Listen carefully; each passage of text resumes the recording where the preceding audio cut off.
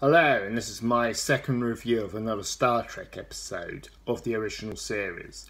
This time it's the second pilot episode Where No Man Has Gone Before. In 1965, the second Star Trek pilot episode was made.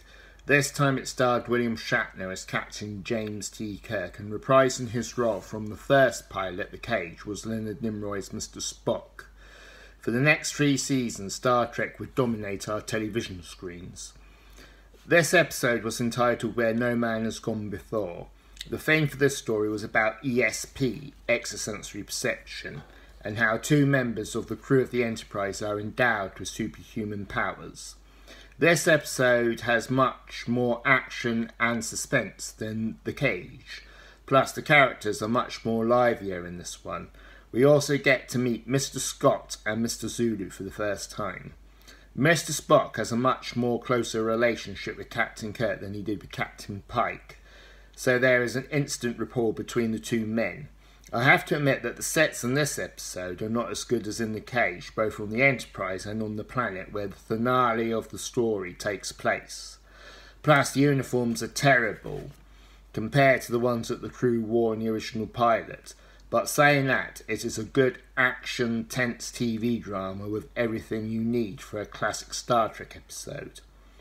It is where the goodies are good and the baddies are bad. Leonard Nimoy's performance as Mr. Spock in this second pilot episode is so much better than it was in The Cage. There is so much life in his characterization of Spock, plus there is meat in the part, which makes him a 3-dimensional character. The kind of man I would like to be.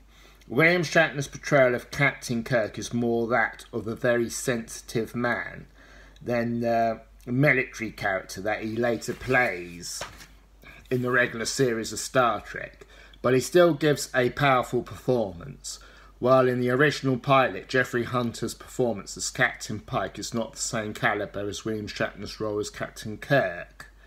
This episode is very much a product of its time, being the 1960s, but you can tell by the language and the hairstyles.